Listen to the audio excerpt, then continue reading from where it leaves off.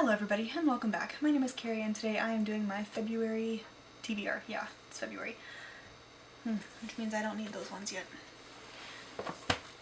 We're doing great. Hold on. It's these books. Okay. Right. So February, as you may know, is a short month. We only have 28 days, unless it's a leap year. In which case it's 29, but this year is not a leap year, at least not the last time I checked. So, obviously, we're gonna just overambitious this, because overambitious is now a verb.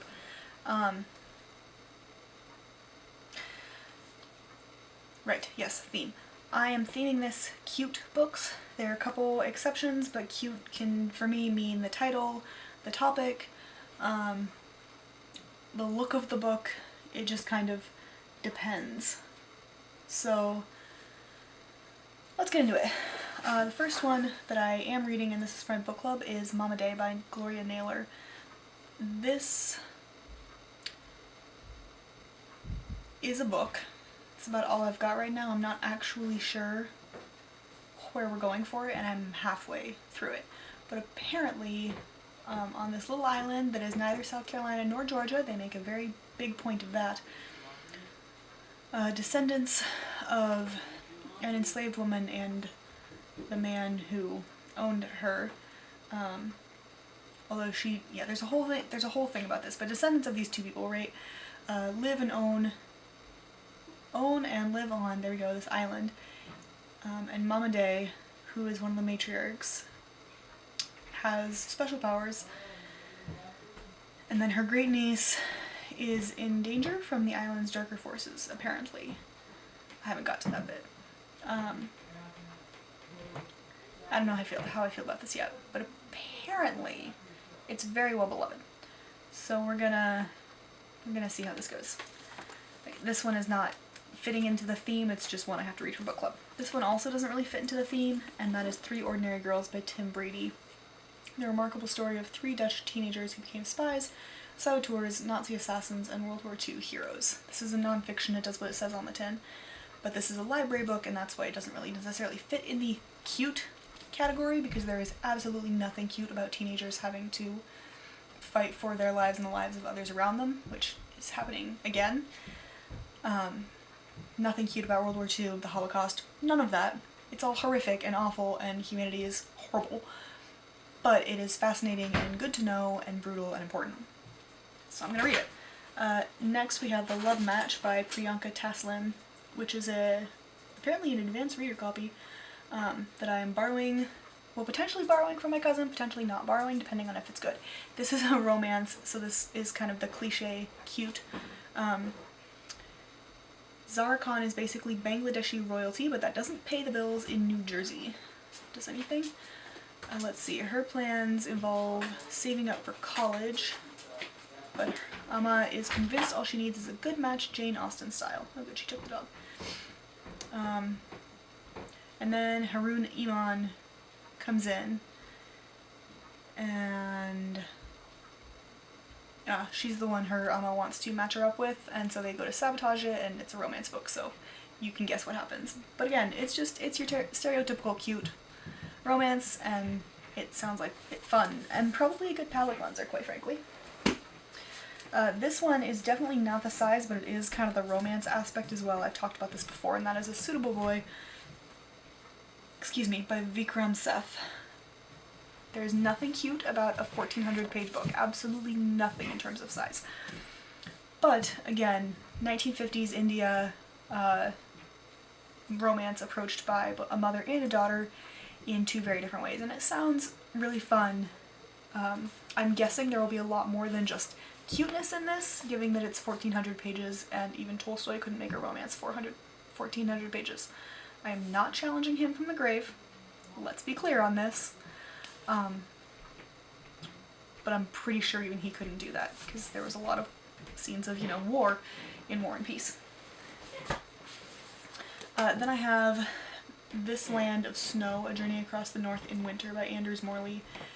This one is more just kind of like heartwarming or cozy than it is cute in the traditional sense, because this one is this guy comes across a photo that conjures a sense of physical suffering and decides to put that on himself, as one does, and sets off alone to ski across northern Canada, again, as you do. And so he traces the dichotomy between setting out on a winter's journey and finding your way home through the tempests of adult existence, which sounds like it's basically him skiing and finding the meaning of life is not actually 42, and realizing that being adult sucks. I'm guessing it's more wholesome than that. I'm just very jaded and tired at the moment. So my version is going to differ from his. However, it sounds fun, and given that the snow is currently melting, it was not. It was frozen for a solid week there for a minute here in Duluth. It was, God, what was it on Friday? 17 below-ish with like 50 below wind chills. It was really cold. But I like the snow, so I think this should be fun. And then we go back to kind of cute or cutesy, and that is Rogue Princess by B.R. Myers. This is a YA either fantasy or science fiction. Oh, it's definitely science fiction. It is in the wrong... Is it? Where did I put it? I put it here. Why did I put it there? It's a really good question. This is in the wrong category on my shelves, so that's fun. This is science fiction. She has to save her planet and steal the spaceship. And obviously it's YA, so there's a romance in it. I don't necessarily need the romance, but also the cover is really pretty and cute, so it fits. Let's see. Then we're going to try and read The Littlest Library by Poppy Alexander because it's adorable and it looks cute and wholesome and I want to read it, and I don't really know what it's about, but I bought it, so. Let's see. Grandma dies. Main character loses job at a library. Life goes boom. She can't part with her grandma's books, so she moves to the English countryside, as one does. She now owns a classic red phone box and turns it into the littlest library in England. Okay, and she's got a cranky neighbor, and potentially the library might help with that. It just sounds, oh yeah, look at that, that's cute. Oh, how fun. Anyway, yeah, this is, again, kind of just your classic, cute, wholesome book. And then we have Girls of Many Lands, Neela, Victory Song by Chitra Banerjee Divakaruni. I know I've said that name on this channel before, but for the life of me, I can't remember why at this point. So if you remember, please let me know. I am going to go look it up on my Storygraph because I know I've said that name before. I didn't put it together though. Anyway, I have read 5 or 6 of these. I have Neela the doll. Apparently it's an American Girl thing. I didn't realize, it is definitely an American Girl thing. I didn't realize that. But I read these when I was, I don't know, middle school, so 12 to 14-ish. They are historical fiction. This one specifically is set in Bengal in 1939. Neela is a young girl. I want to say she's, 12. I was right. And her mother is looking for a husband for her, as one does. But she's more interested in helping India get their independence, because it's 39 and India's been trying to get their independence for several years now. And then the war comes and they don't get it until after the war, but they do get it. Anyway, I remember really liking these books, and particularly this one. This one and Layla, which is Turkey in 1720. Yeah, Istanbul, so Turkey or Constantinople. Well, Istanbul or Constantinople in Turkey. There we go. In 1720. But I think both of these were probably my favorites. They're very wholesome books, and I enjoy them. And then last but not least, the book that kind of inspired this, there we go, is this adorable little tiny book that's actually smaller than my hand. I mean, not by much, but it is smaller than my hand. That is An Elderly Lady Must Not Be Crossed by Helene Thurston. This is translated by Marlene Delergy from Swedish. And basically, old lady should not be fucked with. That is possibly the most succinct way I can say that. Because, ready for this? Just when things have finally cooled down for 88-year-old Maud after this disturbing discovery of a dead body in her apartment in Gothenburg, a couple of detectives return to her doorstep. Though she dodges their questions with the skill of an Olympic gymnast a fifth of her age, she wonders if suspicion has fallen on her, little old lady that she is. The truth is, ever since Maud was a girl, death has seemed to follow her. In these 6 interlocking stories, memories of unfortunate incidents from Maud's past keep bubbling up to the surface. Meanwhile, certain problems in the present require immediate attention. Luckily, Maud is no stranger to taking matters into her own hands, even if it means that she has to get a little blood on them in the process.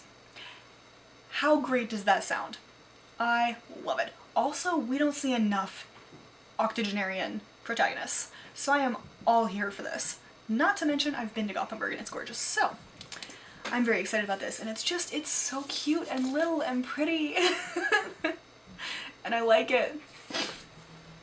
I am going to read cute books. Like I said, some of them fit the more traditional definition of cute, some of them clearly don't, and some of them were not part of the theme, they're just books I need to read. Those are the books I'm potentially going to read in February. You know how this works by now. It's a theme, not a full TBR, because I kind of gave up on that. Anyway, if you have any thoughts, questions, comments, priorities that I should make out of these books, please let me know, and I will see you in the... I will not see you in the comments. Please let me know in the comments, and I will see you in the next video. There we go. Bye.